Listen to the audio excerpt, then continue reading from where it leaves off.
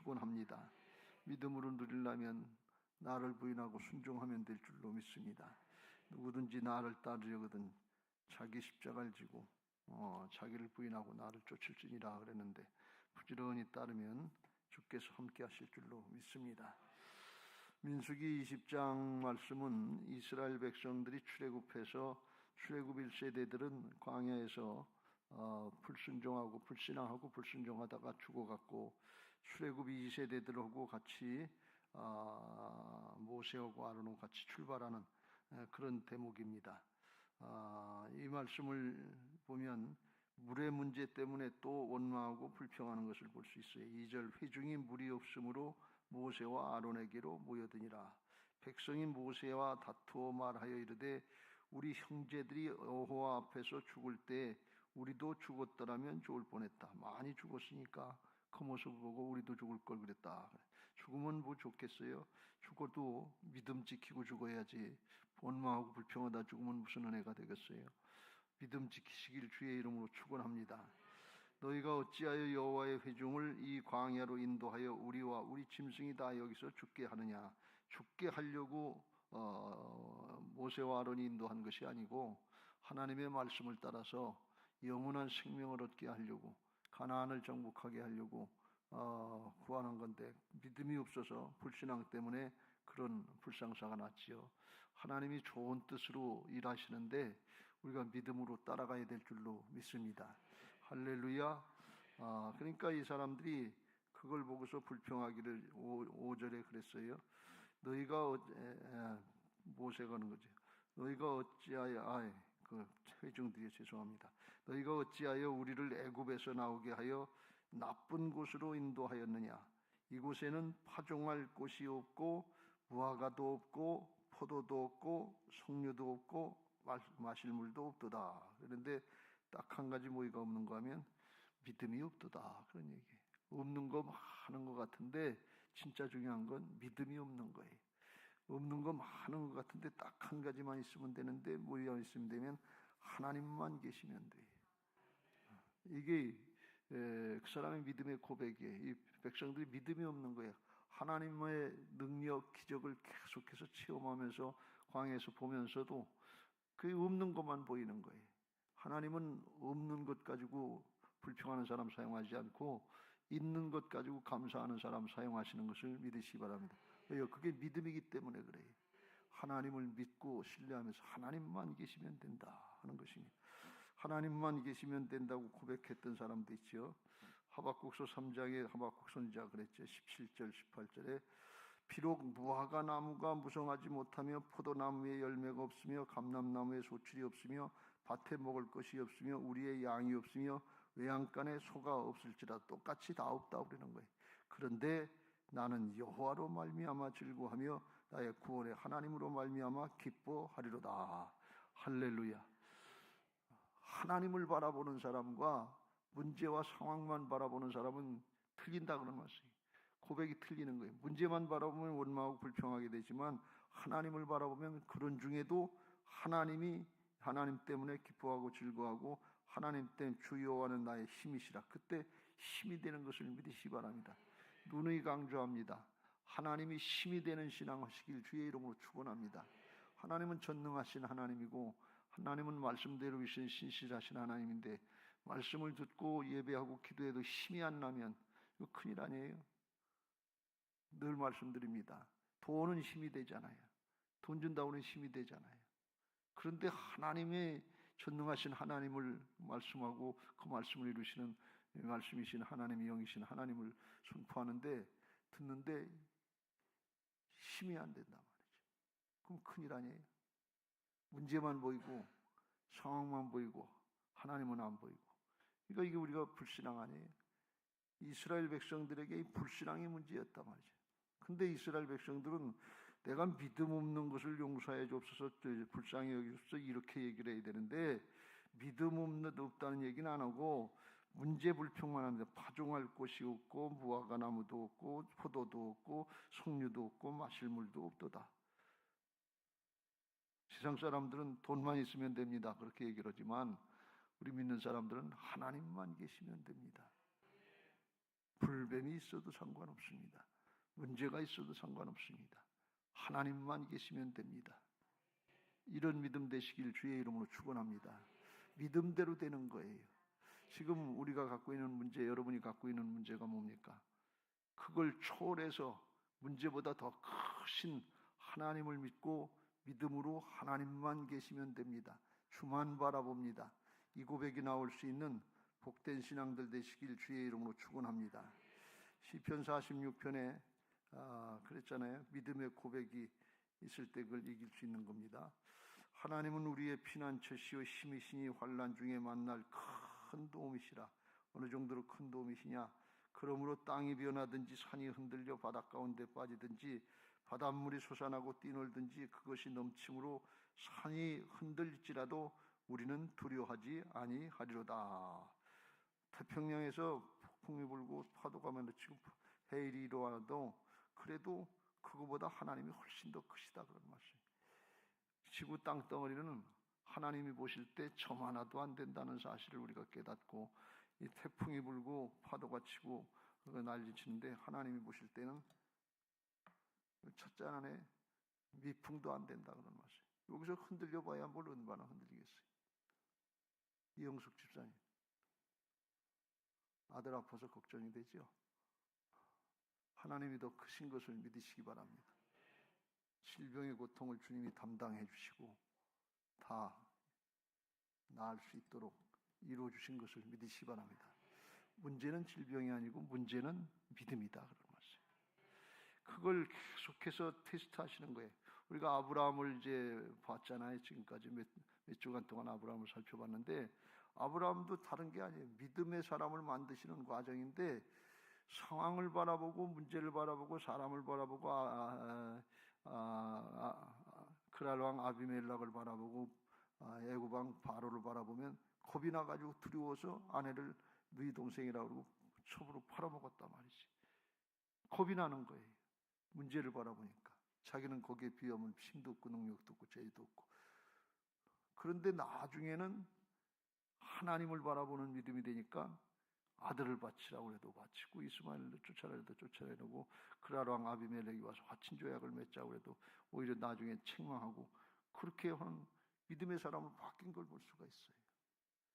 이렇게 되시길 주의 이름으로 축원합니다. 평생에 이 과정을 거치는 거예요. 문제를 바라보느냐 하나님을 바라보느냐, 문제를 바라보고 믿음이 생기느냐 하나님을 바라보고 믿음이 생기느냐. 근데 우리는 육신을 입고 사니까 육신의 눈으로 보면 느끼는 게 있고 몸으로 느끼고 감각이, 육신의 감각은 아주 탁월하잖아요. 근데 영적인 감각은 없는 거예요. 영이 무딘 거예요. 이거 예민해지시길 주의 이름으로 축원합니다. 날마다 기도와 말씀으로 영적인 감각이 예민해지고 그야말로 믿음이 생기는 은혜들이 있게 되시길 주의 이름으로 축원합니다. 그래서 6절에 모세와 아론이 이제 이를 대처하는데, 회중 앞을 떠나 회막문에 이르러 엎드림에 여호와의 영광이 그들에게 나타나며, 모세와 아론은 이스라엘 백성들이 사정 형편을 보고서 상황을 보고서 원망하고 불평하고서 하나님도 원망하고 자기도 원망하고 그러는데, 회중들 바라보고 맞상대에서 싸우지 않고 하나님께 엎드렸다 하는 말이에요. 엎드린다 그러면 생각나는 게 있잖아요. 아브라함이 하나님 앞에 엎드림이 하나님이 보험사에 복을 주셨더라. 엎드리면 복이 있는 것을 믿으시기 바랍니다. 상대에서 맞상대에서 싸울 거 없어요. 하나님께 엎드리면 돼요. 하나님과의 관계가 회복되고 하나님으로 일하시도록 장을 열어드리는 신앙이 되시길 주의 이름으로 축원합니다. 그랬더니 하나님께서 영광 가운데 나타나셔서 구름 가운데 나타나셔서 말씀하시길, 모세에게 말씀하여 이르시되 지팡이를 가지고 내 형 아론과 함께 회중을 모으고 그들의 목전에서 너희 반석에게 명령하여 물을 내라 하고, 내가 그 반석이 물을 내게 하여 회중과 그들의 짐승에게 마시게 할지니라. 그래서 하나님 앞에 엎드리니까 하나님께서 해결책을 주시는 걸 볼 수가 있어요. 하나님 앞에 엎드리면 해결해 주시는 것을 믿으시기 바랍니다. 믿음으로 엎드리시길 주의 이름으로 축원합니다. 중심으로 엎드리시길 주의 이름으로 축원합니다. 불신앙으로 하시지 말고 믿음으로 하지 않는 것이 다 죄라고 그랬어요. 로마서 14장 23절에 우리는 하나님이 다 이루어놓으신 거고 하나님이 전능하신 하나님, 신실하신 하나님이니까 언제든지 믿음으로 해야 돼. 안 믿어지면 믿음 없는 나를 불쌍히 여겨주옵소서 하고 아이 아버지 모양 귀머거리 들고 소경된 아이 아버지 모양 회개하고 돌이켜야 될 줄로 믿습니다.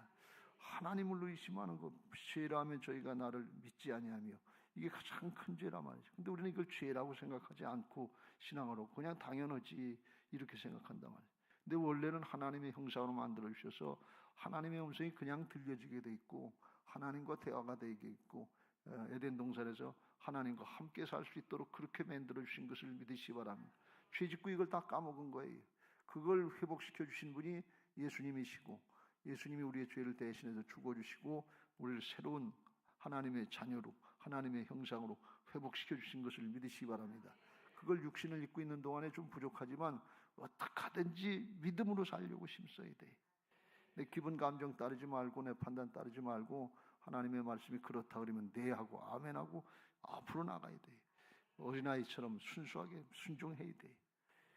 자꾸 그걸 연습해서 믿음을 들어서도 믿음이 되고 순종해서도 또 하나님의 역사를 보게 되시길 주의 이름으로 축원합니다. 엎드리면 하나님께서 해결하신단 말이에요. 엎드리면 하나님이 일하시도록 장을 열어드리는 거예요. 하나님이 그걸 기뻐하시고 받으시는 것을 믿으시기 바랍니다. 기도 외에는 이런 유가 나갈 수 없다 그랬어요.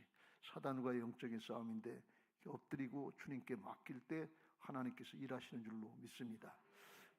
기도하지 않고 순종하지 않아도 해주시면 좋지 하나님이 다 아실 텐데 왜 안 해주시나 이렇게 생각하는데 그건 도둑놈 손해예요.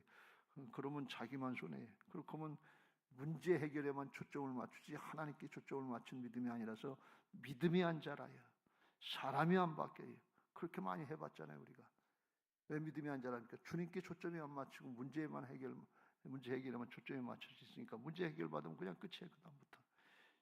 그러니까 하나님께 초점을 맞추고 끝까지 나가야 될 줄로 믿습니다. 오늘 모세하고 아론에게 관해서 말씀하는 중에 그걸 여기서 말씀하고 있습니다. 9절에 모세가 그 명령을 받았으니까 여호와 앞에 지팡이를 잡고 가서 이제 10절, 11절 여기서 빵꾸가 났어요. 모세라도 실수할 때가 있다. 그런 말씀이에요. 모세와 아론이 회중을 그 반석 앞에 모으고 모세가 그들에게 이르되 반역한 너희여 패역한 너희여 들으라 우리가 너희를 위하여 이 반석에서 물을 내랴 하고 11절 같이 읽겠습니다. 시작. 모세가 그의 손을 들어 그의 지팡이로 반석을 2번 치니 물이 많이 솟아나므로 회중과 그들의 짐승이 마시니라 그랬어요. 모세와 아론이 그들이 대적할 때 엎드려서 기도할 때까지는 좋았어요.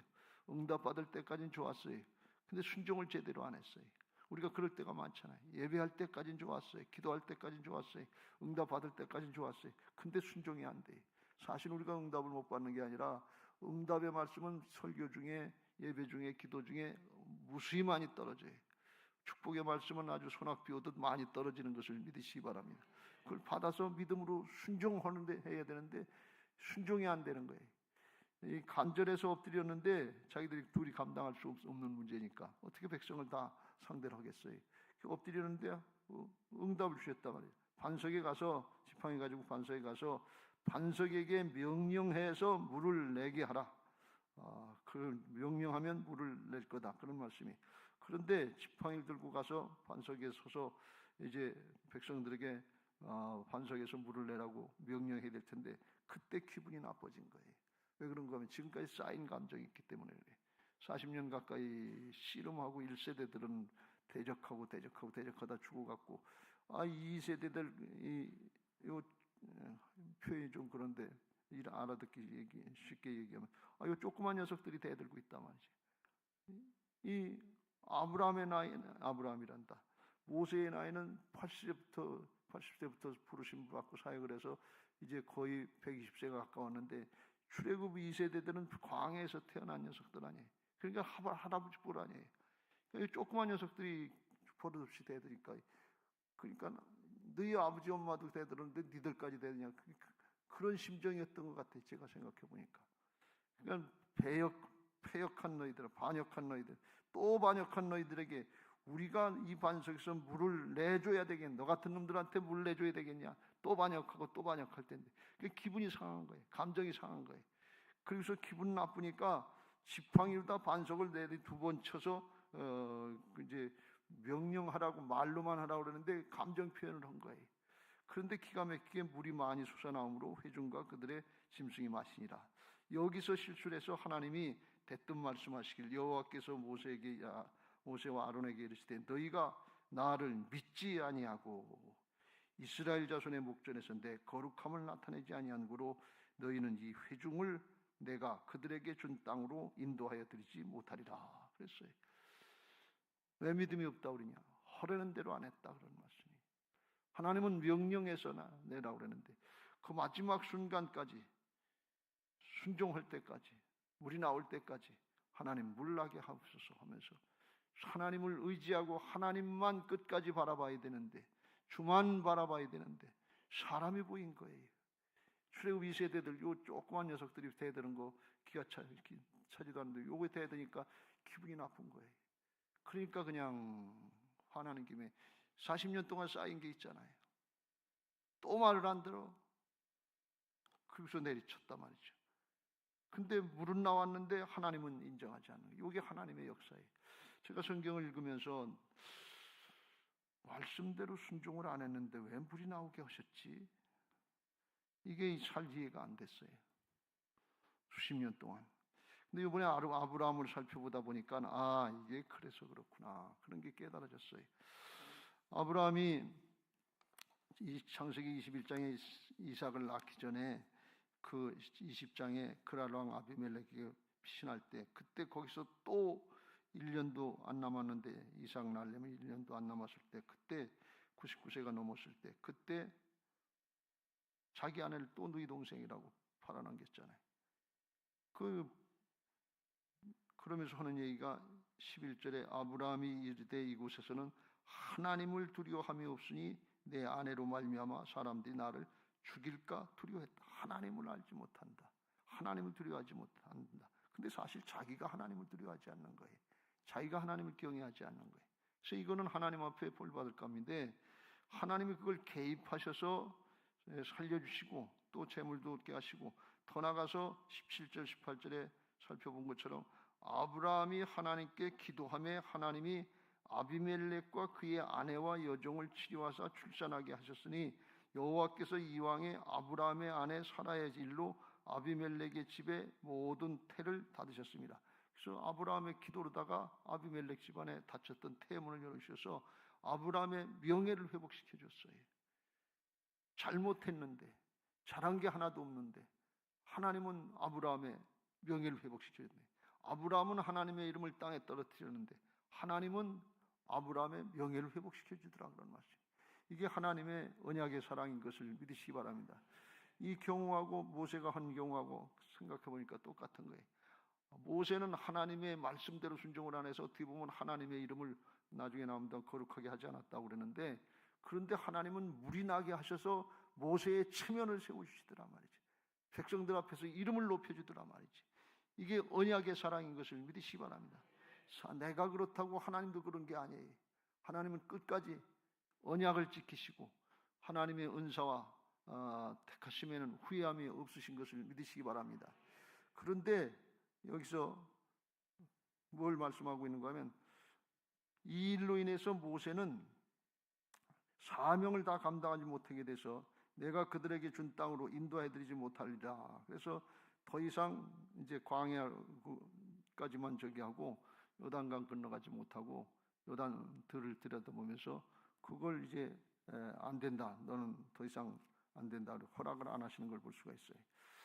그러면 그게 어디에 나오는가 하면 신명기 3장에 보면 그런 말씀이 나오는데 아브라함도 그거 들여다보면서 그 느보산 꼭대기 올라가서 그 서쪽에 요단들을 바라보면서 거기 좀 건너가게 하옵소서 그랬는데 하나님이 그걸 허락하시지 않았어요.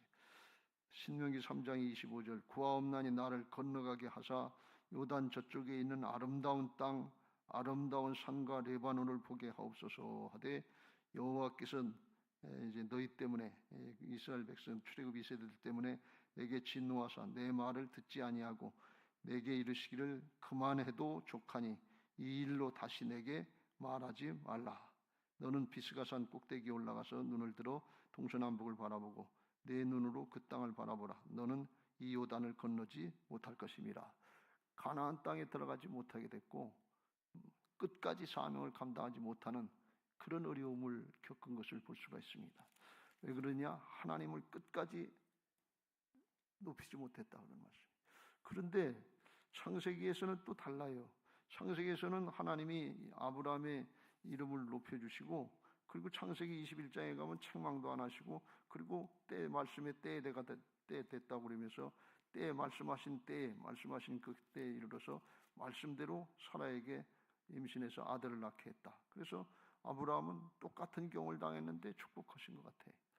그래서 제가 이게 어떻게 된 건가, 그리고 이제 고민이 됐는데 가만히 생각해 보니까 우리 생각에 아브라함 그러면 그냥 무조건 처음부터 믿음의 조상인 줄로 생각하는데, 이삭을 낳기 전까지는 믿음의 조상이 아니고 그냥 초신자 같은 그런 모습이었어요. 오락가락 하던 모습이었어요. 그러니까 초신자 때, 어려울 때, 힘들 때는 하나님이 도와주시는 게 있다는 말씀이, 봐주시는 게 있다는. 근데 모세는 왜 그러느냐? 모세는 40년간 광야에서 연단도 받았고 40년간 사역을 하면서 하나님이 함께 해주신 역사가 있는 거예요. 이미 세워진 일꾼이다 말이지. 제가 이걸 보면서 똑같지 않다는 거예요. 하나님의 역사는 똑같이. 저 사람은 괜찮은데 왜 나는 안 그러지? 저 사람에게 이루어지는데 왜 나한테는 안 이루어지지?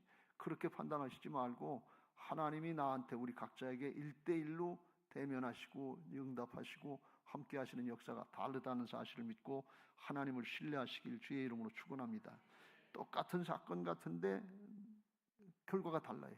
제가 이게 수십 년 지나서 이게 풀리진 의문인데, 그래서 우리가 하나님의 일을 내가 잘한 것 같지 않은데도 하나님의 역사가 나타날 때가 있어요. 은혜가 계속되는 것 같고 잘 되는 것 같고, 그럴 은혜를 받을 만한 조건이 안 되는 것 같은데, 그럴 때는 정말 은혜인 줄 아시길 바랍니다.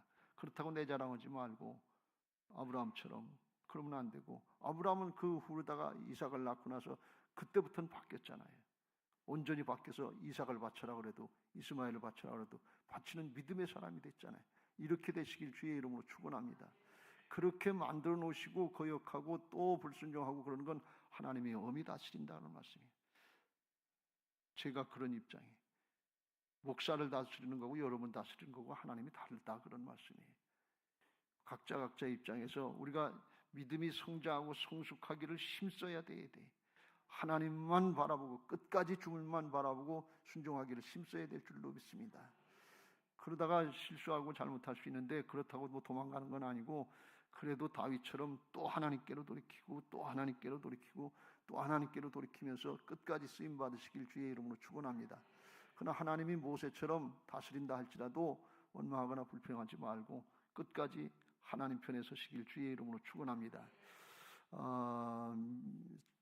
사무엘상에 보면 4장에 엘리 제사장 얘기가 나오는데, 엘리 제사장을 보면서 제가 느낀 게 있는데, 그건 뭔가 하면 하나님 앞에 자식 교육을 잘못 시켜가지고서 홈리와 비나스가 하나님 앞에 죄를 짓고 성전에서 일하는 그런 여인들하고 동침하기도 하고, 제물을 갖다가 제사 지내기 전에 미리 빼가지고 자식한테 주기도 하고 그랬는데, 하나님이 진노하셔서 사무엘에게 이제 응답을 주셔서 진노를 하시겠다 그랬는데, 그 대답을 이제 사무엘이 물어봐요.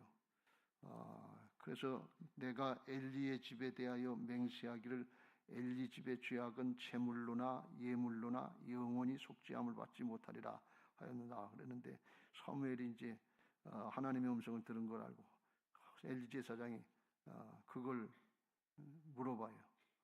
그러니까 그걸 얘기하기가 곤란하잖아요.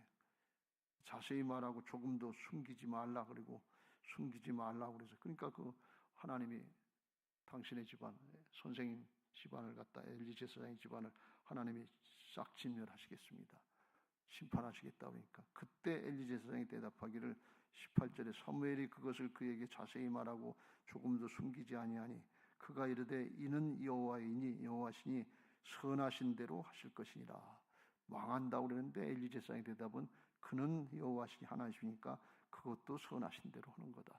그렇게 대답하고 끝내는 걸 볼 수가 있어요. 썩어도 준치다 하는 그런 얘기가 있는데, 우리 믿는 사람들은 끝까지 하나님 앞에 믿음 지키시길 주의 이름으로 축원합니다. 그게 우리가 할 바예요. 하나님의 역사는 틀리지 않습니다. 그런데 겉으로만 보면 상황이 다른 것 같아요. 하나님이 그래서 제가 이 20장, 민수기 20장을 보면서 왜 물을 내주셨지? 불신앙한 건데, 그렇다면 물을 내주시고 불신앙했다고 책망하시나 말지. 책망하실 거면서 왜 물을 내주셨지? 물 안 내주셔서 창피 찬란하게 하고 깨닫고 돌이키게 하지 왜 물을 내주셨지? 근데 하나님은 언약대로 오세에게 사역을 맡기시고 그걸 하게 하시는데, 그런데 하나님 앞에 잘못된 거는 잘못된 거로 물으시는 걸 볼 수가 있어요. 그러면서 네가 나를 믿지 않고 믿음으로 순종하지 않아서 내 거룩함을 나타내지 아니했다 그랬는데, 하나님은 물을 내시고 13절의 끝에 보면 반대 말씀을 하시죠. 이스라엘 자손이 여호와와 다투었으므로 이를 무리바 무리라 하니라. 여호와께서 그들 중에서 그 거룩함을 나타내셨더라. 모세는 거룩함을 나타내지 못했는데 하나님은 거룩함을 나타내셨다 하는 거예요. 무슨 뜻인가 하면 제가 깨달은 바는 모세는 기분 나쁘니까 기분 나쁜 감정으로 자기 감정으로 악을 악으로 갚으려고 그랬는데 하나님은 기분 나쁘셔도 악을 선으로 갚으셨다 그런 말씀이, 하나님은 구별되신다 그런 말씀이, 거룩하신 이 모습을 바꾸서 악을 선으로 갚은 주님의 모습을 본받으시길 주의 이름으로 축원합니다. 로마서 12장 17절 위에서 이렇게 말씀하잖아요. 아무에게도 악을 악으로 갚지 말고 모든 사람 앞에서 선한 일을 도모하라. 할 수 있거든 너희로서는 모든 사람과 더불어 화목하라.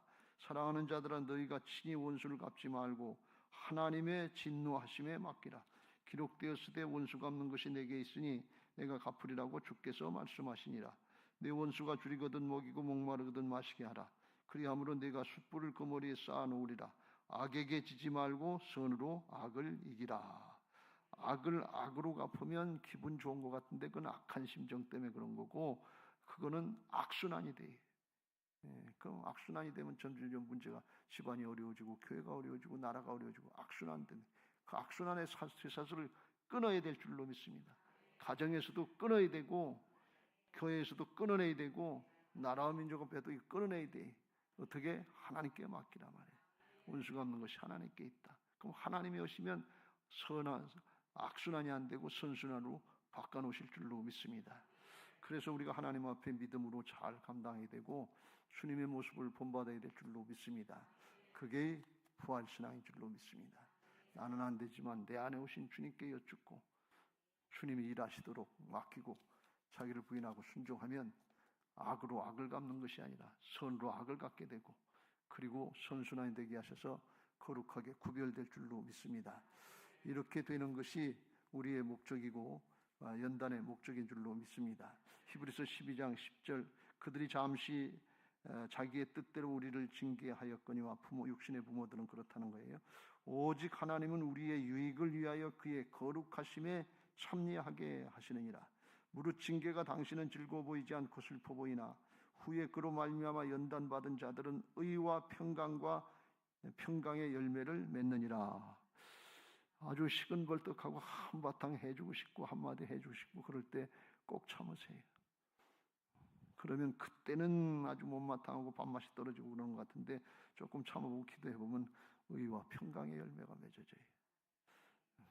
인간적인 감정에서 나왔던 육신에 충만했던 것이 다스려지고 성령이 역사하셔서 거룩한 새 사람으로 하나님 주신 감정 가운데 의와 평강과 희락이 넘치게 하실 줄로 믿습니다. 성별되게 하실 줄로 믿습니다. 오늘 두 가지를 얘기해서, 하나는 끝까지 성별되라 말이에요. 끝까지 주만 바라보시길 바랍니다. 응답 받고 가서 집에 가서 싸우지 말고 끝까지 주만 바라보시길 주의 이름으로 축원합니다.